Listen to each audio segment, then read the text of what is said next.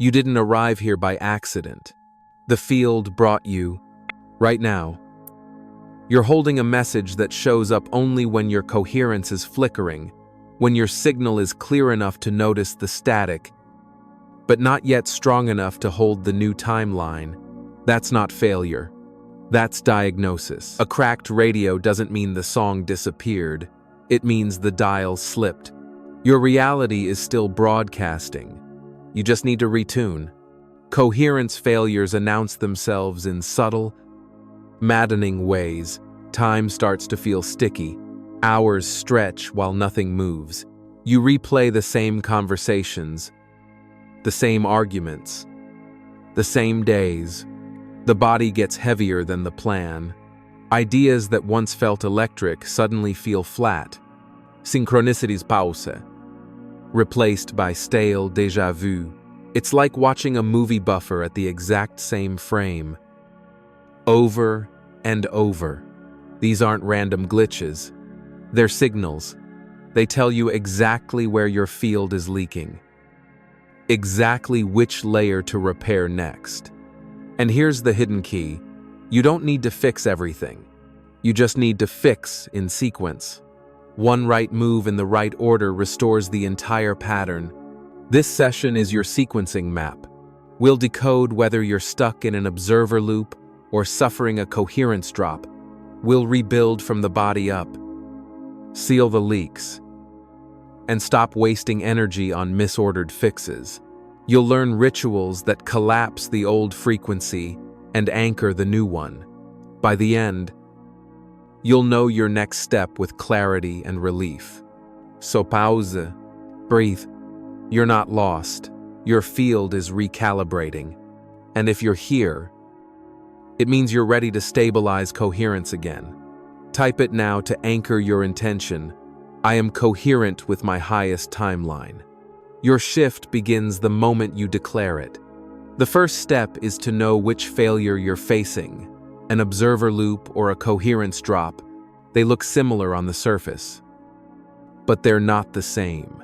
Misreading one for the other is like treating thirst with sleep. You'll still wake up dry. An observer loop is what happens when your attention collapses the same probability again and again. You stare, measure, narrate, refresh. You keep checking the oven door, hoping the bread rises faster. The more you observe, the more you trap yourself in the unfinished state. It's fixation disguised as vigilance. The loop is not weak energy, it's over-concentrated energy stuck in one position. Think of a record needle caught in a groove. The song plays, but only the same 3 seconds. A coherence drop, by contrast, is when your signal scatters, your body feels drained. Your field porous. You're not collapsing the same probability, you're barely collapsing any at all. The broadcast is so diluted that louder fields hijack it. You feel foggy, unmotivated, strangely detached from the desires you once held with fire. A drop isn't fixation, it's diffusion.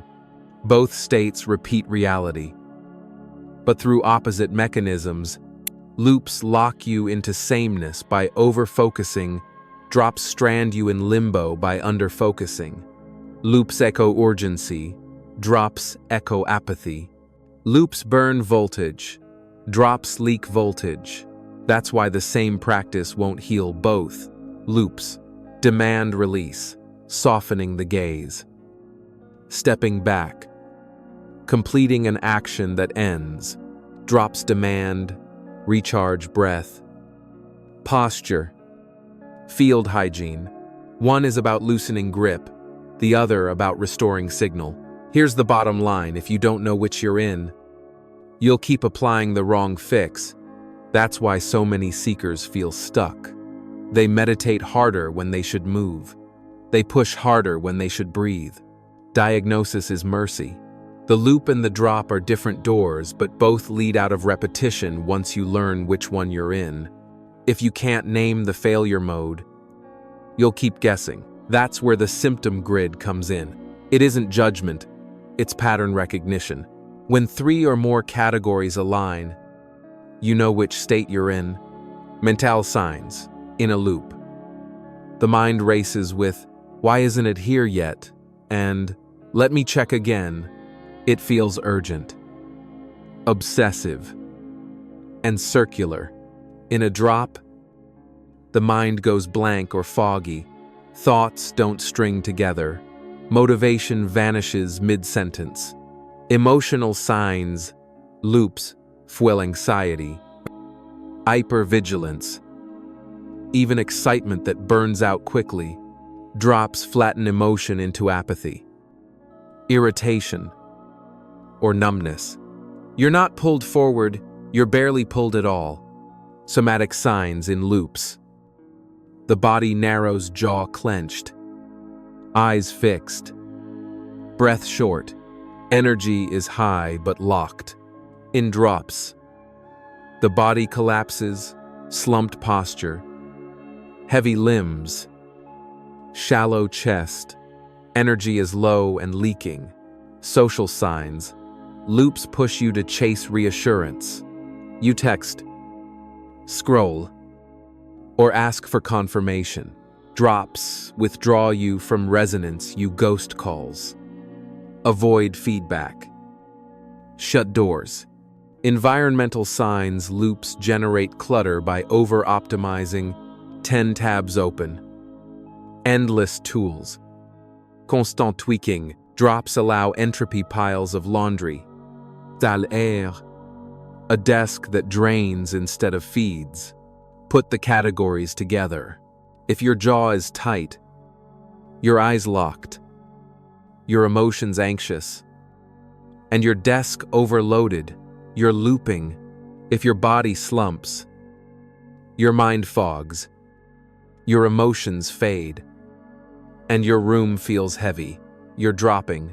The grid is the mirror you can't argue with. Diagnosis isn't about blame, it's about efficiency.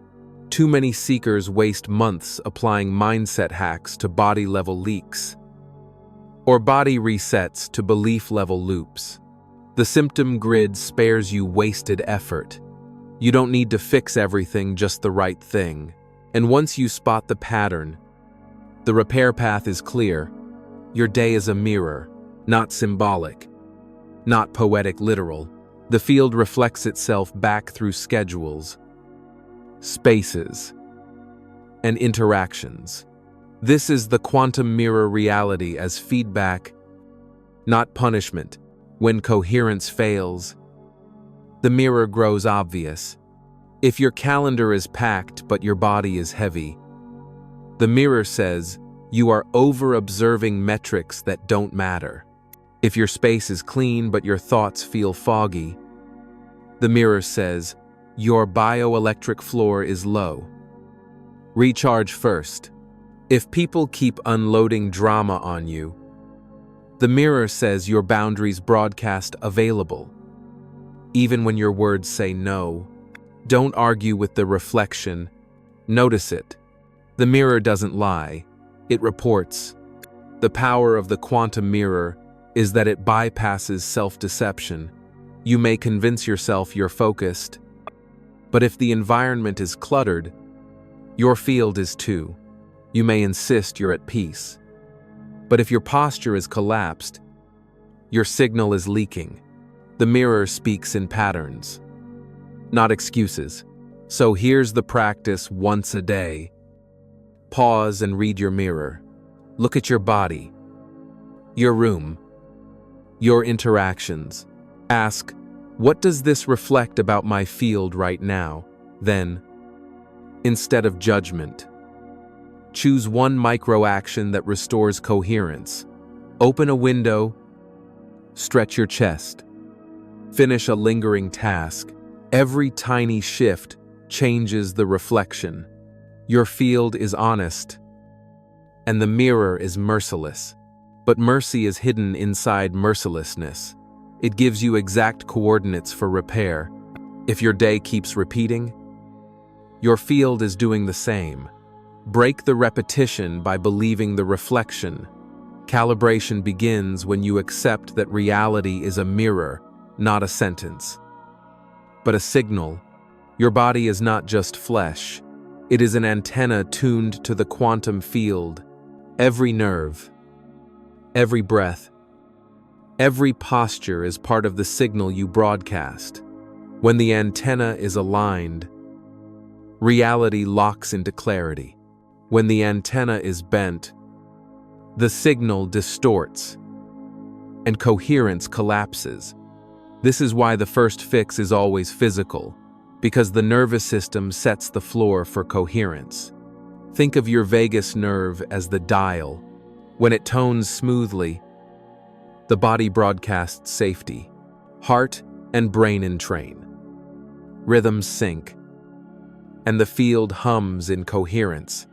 But when the dial is tight, breath shallow, shoulders tense, jaw clenched, the signal phrase. Even the brightest intention struggles to hold form if the bioelectric floor is unstable. You don't need to force belief.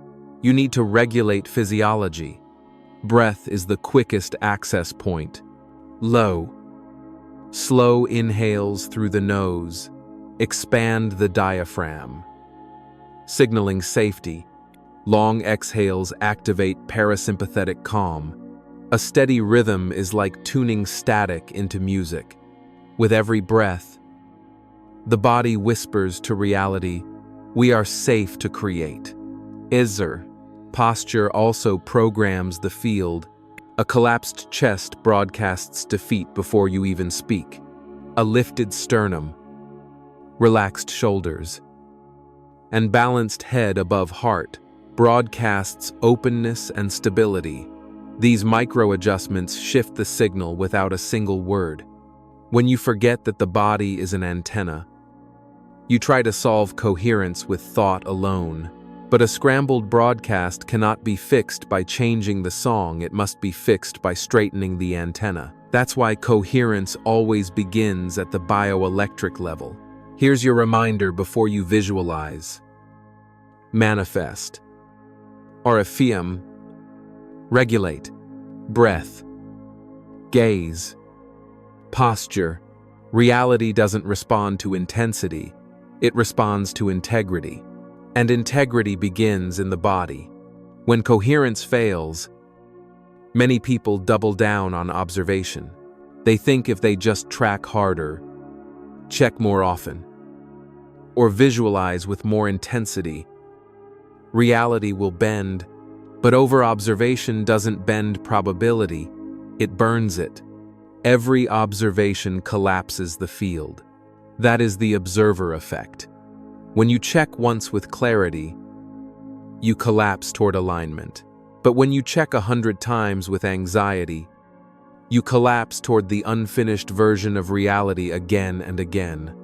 The quantum field responds faithfully, but your fixation selects the same fragment over and over. Instead of moving timelines, you dig a rut. This is over-observation burn. It feels like urgency, hypervigilance, and exhaustion. Your gaze narrows, your jaw tightens, and your breath shortens. You become the radar, pinging reality constantly, demanding a signal. But radar used this way only multiplies noise.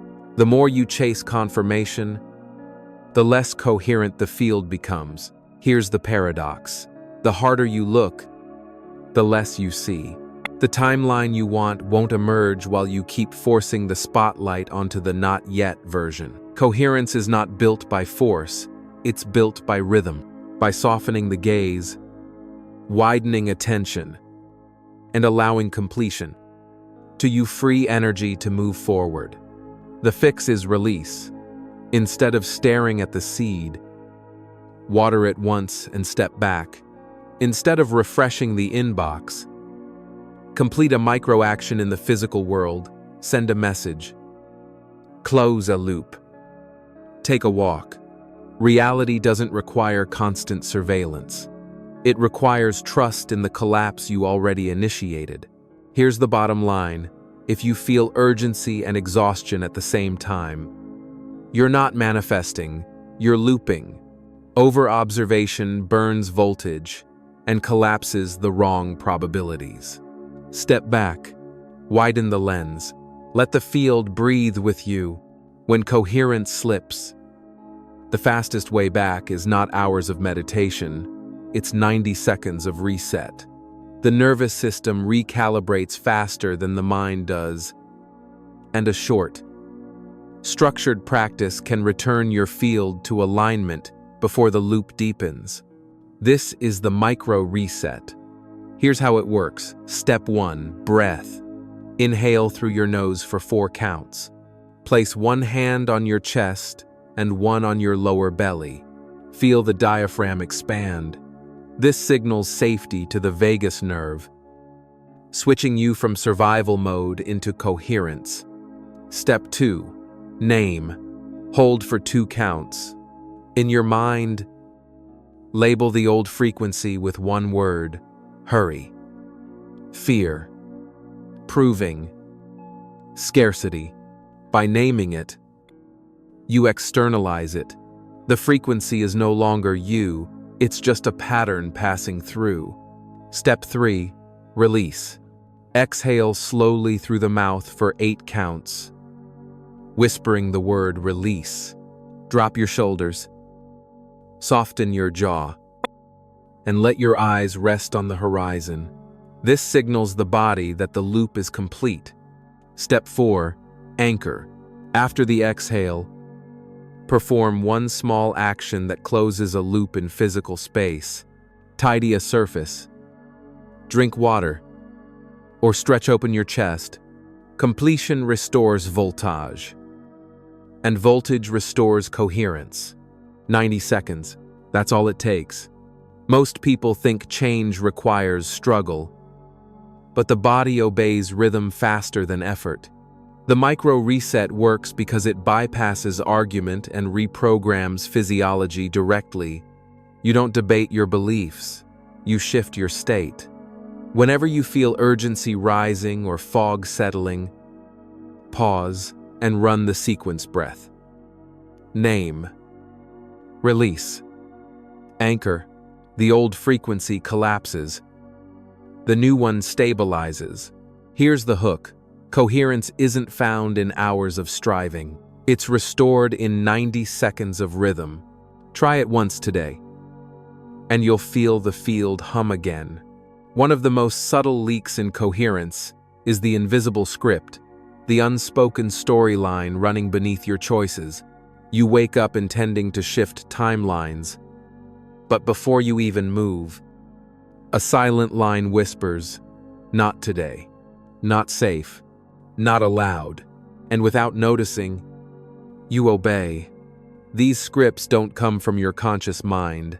They are inherited slogans, cultural programs, family mantras, or inner rules you never chose. Work first, joy later. Don't outshine others. Rest is laziness. At the field level, every script is a broadcast. Even if your mouth declares freedom, the script transmits restriction. The field listens to what you embody, not what you say. The effect is subtle but brutal. You think you're building momentum, but the script is writing detours. You affirm abundance while carrying the line, "Money is struggle." You visualize love while carrying, "I'm too much." The field doesn't argue, it reflects. Invisible text becomes visible reality. The fix isn't to debate the script, it's to catch it in real time. Awareness collapses its authority. The next time a phrase rises, don't wrestle with it. Write it down. Cross it out loud. Declare script deleted. That simple act signals your nervous system. The rule is not law. The groove is broken. You may need to delete the same script dozens of times. That's normal. Each strike weakens the imprint, and each declaration returns voltage to your field. Soon, the silence after deletion will feel louder than the script itself. That silence is coherence returning. Here's your hook. You are not trapped by destiny, you are trapped by draft. And drafts can be rewritten. The invisible script only rules until you see it. Once exposed, it collapses, even when you delete old scripts. Another leak often lingers: emotional residues and social entanglements. These are the leftover imprints of past experiences and the invisible cords of other people's fields still wrapped around yours. Both distort coherence. Residues are like shards of holographic glass. The original event is over, but fragments remain. Anger, shame, grief, or fear still bend your signal, just as a cracked mirror still reflects, but with distortion. You don't need to relive the past, you need to see through it. A simple practice when you feel a residue. Pause. Imagine holding a transparent shard in front of your eyes. Then gently lower it aside.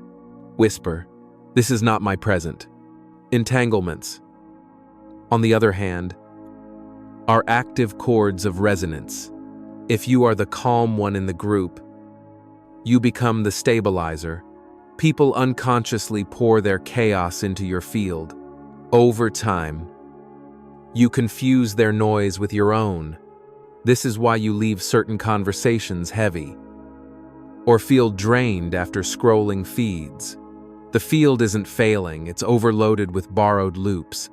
The fix is boundaries at the energetic level. Hand on heart. Inhale, and silently say, "Return to sender." This doesn't reject the person, it rejects the static. Another practice: visualize a circle of light around your body. On the inhale, it brightens. On the exhale, it seals. The boundary is not defense, but clarity signal stays yours. Theirs stays theirs. Residues collapse when you see through them. Entanglements dissolve when you return what isn't yours. Every release restores voltage, and every restored volt multiplies coherence. Remember, your field cannot broadcast clearly if it carries fragments and chords. Clearing them isn't indulgence, it's hygiene. Once you spot scripts, residues, and entanglements, you need a way to clear them.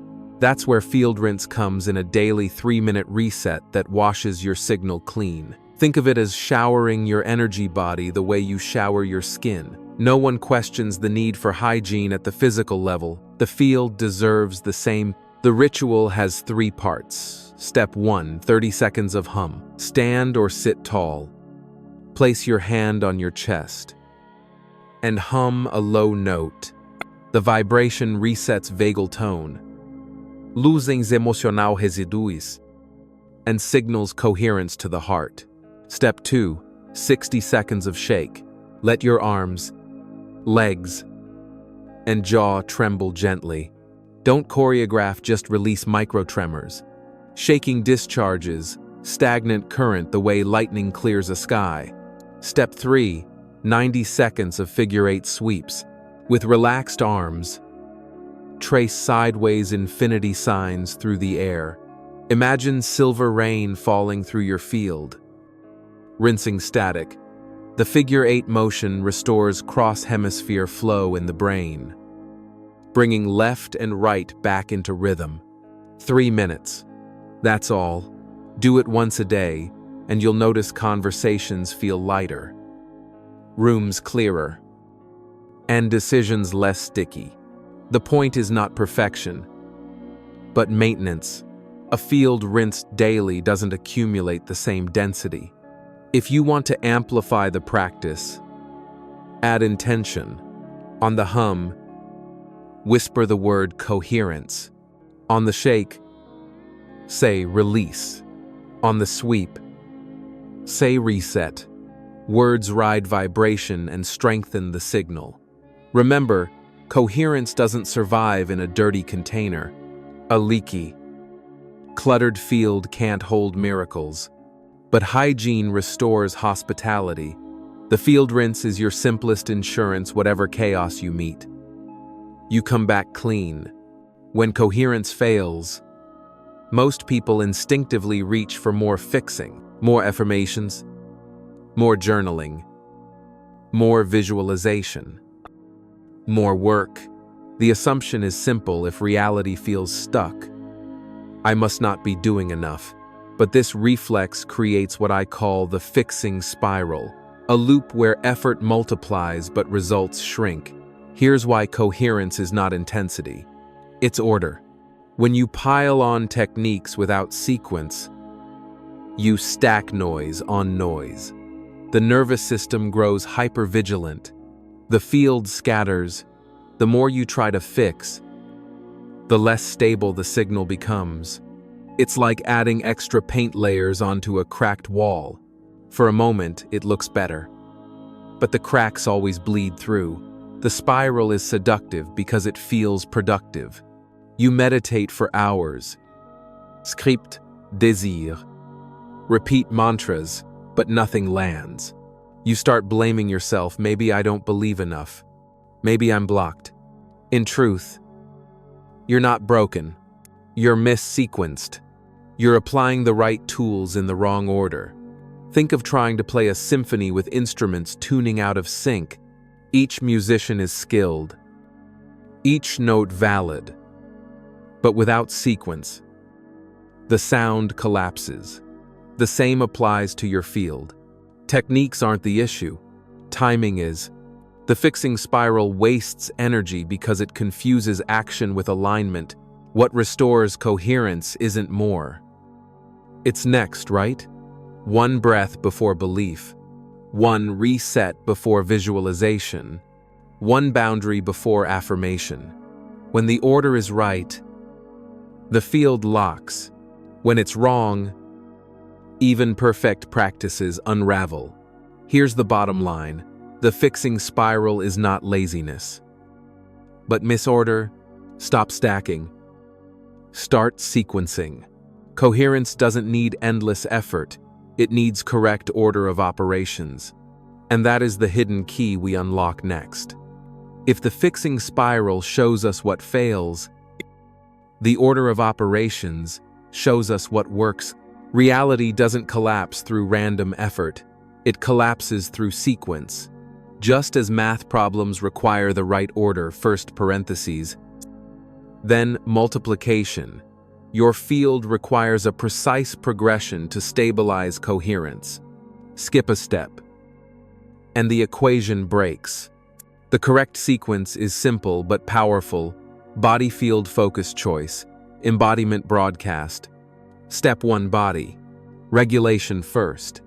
Breath. Posture. Nervous system alignment. Without a stable antenna, nothing holds.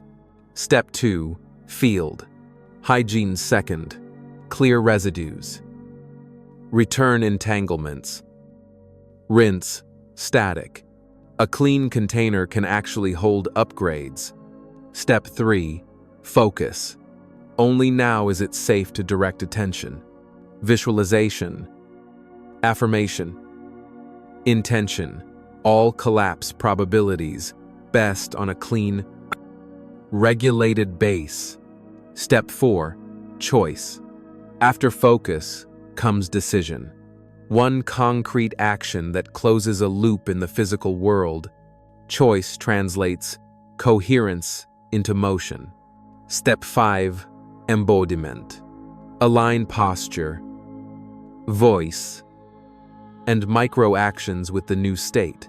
If the choice doesn't land in the body, it dissolve.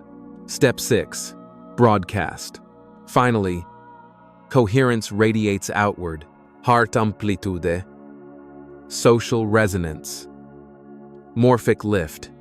The field stabilizes not just you, but the spaces you occupy. Most people invert this sequence. They start with affirmations. Step 3, while the body is dysregulated. Step 1, skipped. Or they broadcast wildly on social media step 6, without field hygiene step 2 skipped. It's no wonder results collapse, the order is misaligned. Think of building a fire. Body is the wood. Field is clearing the pit. Focus is the spark. Choice is striking the match. Embodiment is tending the flame. And broadcast is the warmth radiating outward. Try to start at broadcast without wood or spark, and you get only smoke. The lesson coherence isn't about doing more, it's about doing next. When you follow the order of operations, the signal locks. Your reality listens not because you shouted, but because you sequenced, even when you know the correct order. There's one more hidden trap: delays that come from the field itself. I call these time ripples and identity lag. They explain why even well-sequenced upgrades sometimes stall. A time ripple happens when small misalignments multiply across days. Skip regulation once, and you may feel fine. Skip it for a week, and the field begins to echo statically. The ripple effect is subtle conversations repeat. Synchronicities, pause. Opportunities show up half-formed. It feels like reality is buffering. But in truth, the timeline is simply waiting for coherence to stabilize before releasing momentum. Think of tossing a pebble into water. The ripples spread far beyond the point of impact. Every skipped microaction sends ripples that distort the larger field. An identity lag happens when your field updates faster than your self-concept. You regulate, rinse, focus, choose, but your inner narrative is still anchored to the old you. The field says, you are coherent. The identity says, I'm still broken. That mismatch delays embodiment. Reality cannot stabilize until your story catches up with your signal. It's not sabotage, it's lag time, like a computer downloading an update. The hardware needs a reboot before the new system runs. The fix for both is patience, combined with consistency. For time ripples, repetition is medicine. Don't underestimate small daily rituals. Breath, rinse, microactions. They stop ripples before they magnify.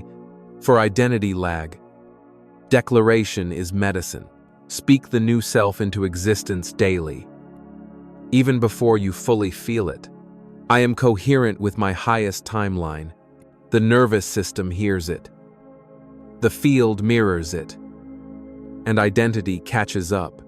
Here's the paradox. What feels like delay is often calibration. The universe isn't punishing you, it's syncing you.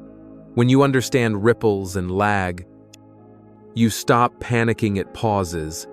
You realize the pause is proof that coherence is aligning.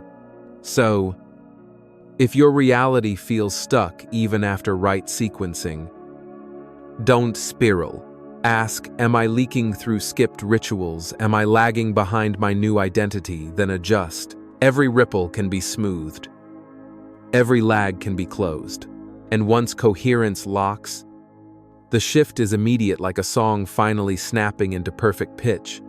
Once you understand ripples and lag, the next question is simple. What exactly needs fixing right now? That's where the diagnostic wheel comes in, a 5-part compass for identifying the weak link. The wheel has 5 domains: body, emotion, belief, environment, choice. Each represents a layer where coherence can fracture. Body, when the nervous system is loud, tight chest, shallow breath, slumped posture. Your antenna is misaligned. The repair is regulation breath. Posture, hydration, movement, emotion. When waves of anxiety, apathy, or irritability dominate, coherence is leaking through unprocessed feelings.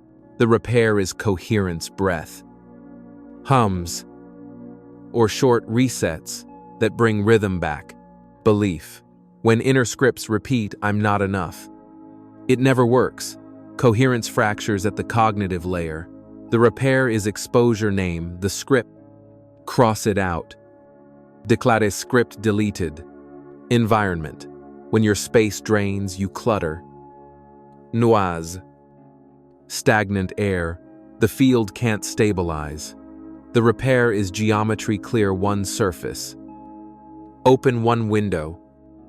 Shift one object. Choice. When you hesitate endlessly, coherence stalls. Desire without decision leaks voltage. The repair is action. One concrete, irreversible step that closes a loop. The diagnostic wheel prevents wasted effort. Too many seekers apply mindset hacks when the issue is body, or chase new choices when the environment itself is sabotaging them. With the wheel, you stop guessing. Here's the practice pause. Scan the 5 domains and ask, which one feels loudest right now? That's the layer to repair first. The others can wait. Precision restores coherence faster than pressure.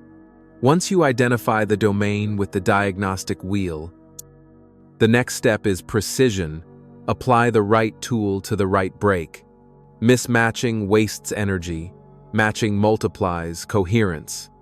Body tools. Regulation comes first. Use breath. Inhale fear. Exhale 8. Posture resets. Lift sternum. Drop shoulders. Or hydration. Movement walks. Shakes. Stretches anchors. Stability. Emotion tools. Sound clears. Residues. Humming resets vagal tone. Coherence breath smooths heart rhythm. A 2-minute shake discharges stored agitation. These tools shift feelings without endless analysis. Belief tools. Scripts dissolve through exposure. Catch the phrase. Write it down. Cross it out. Declare script deleted. If it repeats, delete again. Every strike weakens the imprint. Environment tools. Geometry resets the field. Clear one surface. Open one window. Place one object that radiates calm. Small physical changes create large energetic shifts. Choice tools. Action locks coherence. Send the message. Delete the file. Close the account. Take the walk. The step must be visible and irreversible. Decision translates energy into momentum. Here's the mistake most seekers make. They reach for the wrong tool. They try to think positive belief tool when the body is slumped. Body issue. Or they declutter a desk environment tool when the real leak is hesitation choice issue. Tools are powerful, but only when paired with the correct layer. The formula is simple: diagnose, match, act. Every correct pairing restores voltage. And with each volt returned, coherence doesn't just stabilize, it amplifies. Big shifts don't always require big ceremonies. Often, coherence is restored through mini rituals, small, repeatable actions that collapse the old frequency and anchor the new one. They work because the body believes action more than thought. Here are 3 simple ones. 3 breath collapse. Inhale deeply. Exhale with a whisper of release. Repeat 3 times. Imagine the old timeline dissolving with each breath. 90 seconds resets the field. Paper deletion. Write the looping thought or script on a small piece of paper. Say it out loud once. Then tear it, burn it, or throw it away.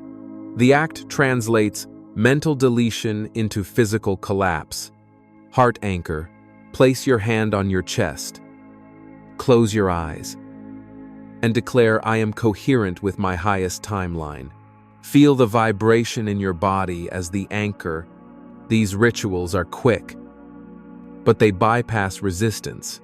The nervous system reads completion, not theory.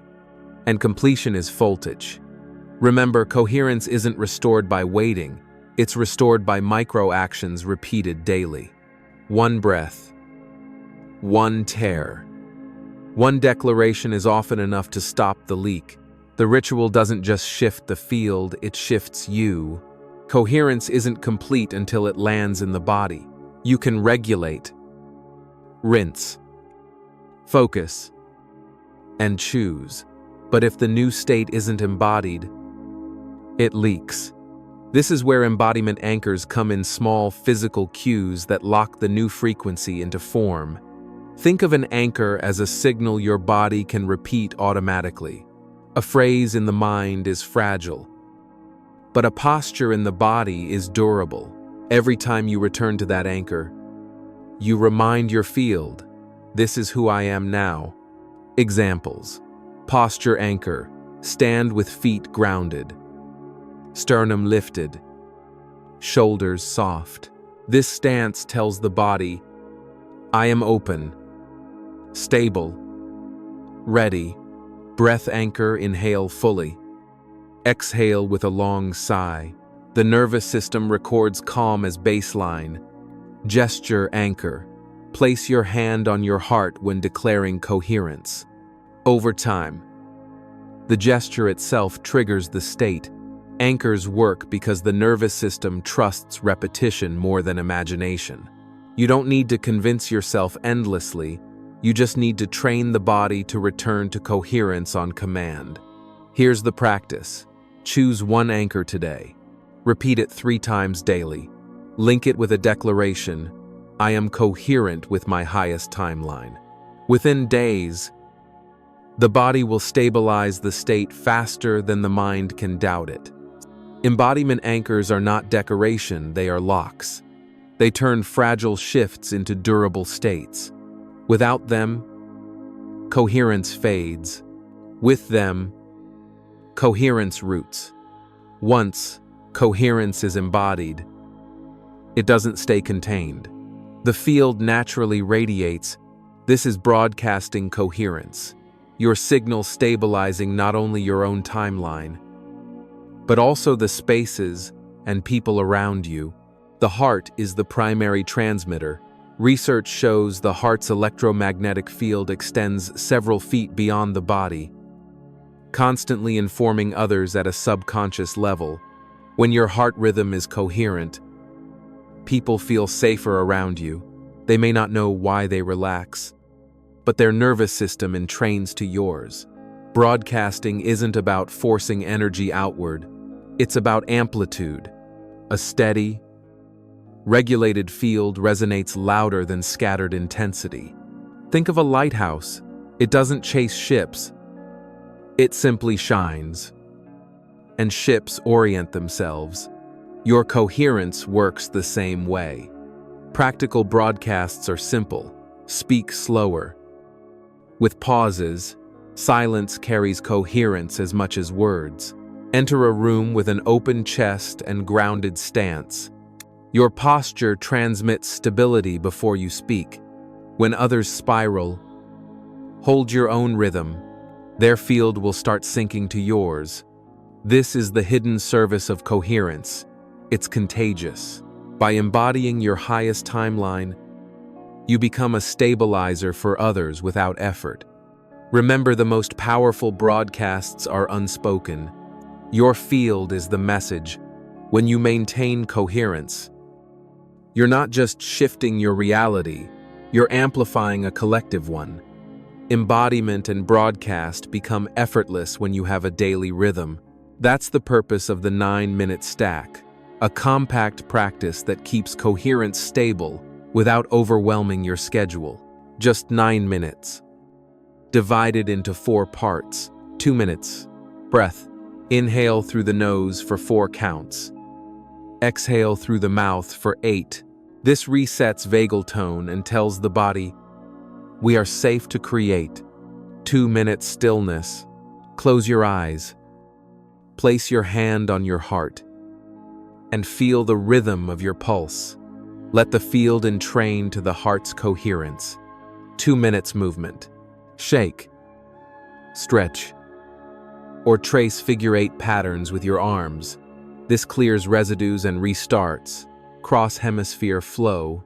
3 minutes declaration. Speak your intention aloud. I am coherent with my highest timeline. Repeat slowly, letting posture and voice anchor the state. The power of the stack is consistency. 9 minutes every day is more effective than 90 minutes once a week. It trains your nervous system to expect coherence as baseline, not exception. Over time, the stack becomes automatic. The body remembers. The field holds. The broadcast stabilizes. Think of it as brushing your energetic teeth. Simple, repeatable, non-negotiable. Because coherence isn't a one-time event, it's a rhythm. And rhythm is what turns fragile shifts into permanent states. Coherence doesn't just serve you, it spreads. This is the principle of coherence contagion. When your field stabilizes, nearby fields begin to synchronize. Humans are wired for resonance. Nervous systems constantly scan and entrain to signals of safety, rhythm, and stability. One coherent node can shift the entire room. You've felt this before. Think of the calm friend who walks into chaos and, without a word, everyone breathes easier. Or the leader whose steady presence quiets tension. That isn't charisma, it's physics. Their heart rhythm is coherent. And your body responds by syncing to theirs. The same happens in reverse. Sit in a room full of anxious people and watch how quickly your chest tightens. Your breath shortens. Your field scatters. This isn't weakness, it's resonance. Fields share frequency. The loudest rhythm wins whether coherent or chaotic. Here's the opportunity by stabilizing your own signal. You automatically uplift others. You don't need to preach, persuade, or prove. Just by holding coherence, you become a silent stabilizer. People may not know why they feel safer with you, but their bodies do. And as more individuals broadcast coherence, the collective field shifts. This is why your personal practice matters more than you think. Every breath, every anchor, every rinse contributes not just to your life, but to the morphic field we all share. You're not just fixing yourself, you're tuning the orchestra. Coherence is contagious. And the more you embody it, the more the world around you remembers what harmony feels like. If coherence contagion explains how one person affects a room, morphic resonance explains how many people affect the whole field. This is the idea that once a pattern stabilizes in enough individuals, it becomes easier for others to access. Reality itself remembers. Think of it like a song added to the collective playlist. At first, it takes effort to introduce the melody, but once enough people play it, the song is always in the air. Anyone can hum along without knowing where they learned it. Coherence works the same way. Every time you stabilize your own field, you reinforce coherence as an available pattern for the collective squeeze-lation to ethakliz. This is why global shifts often appear suddenly.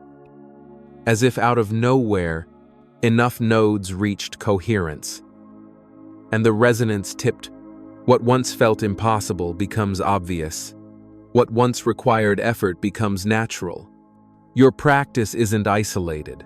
When you breathe slower, declare alignment, or rinse your field, you're not just lifting yourself, you're strengthening the resonance others can tap into. Even strangers feel it. The morphic field doesn't care about distance, it cares about coherence.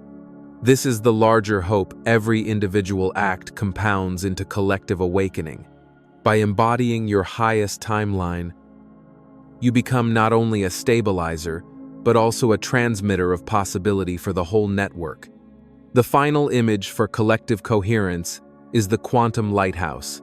Unlike ordinary effort, the lighthouse doesn't move, chase, or persuade. It simply shines, and by shining, it guides ships through fog, storms, and darkness. When you embody coherence, you become that lighthouse. You don't need to convince people of awakening. You don't need to argue for new realities. Your stable presence does more than words. The nervous systems around you sense rhythm, safety, and possibility. They orient themselves accordingly. The quantum lighthouse stands because it knows storms are temporary. Showers swirls, waves crash, but the beam doesn't falter. That beam is coherent, steady, rhythmic, unwavering. The brighter it shines, the more ships find direction not by command, but by resonance. This metaphor matters because many seekers feel pressure to save or fix the world. But coherence doesn't demand saviors, it demands anchors. When enough individuals hold their beam, the collective field transforms naturally. You don't save the ocean, you stabilize your light. The ocean responds.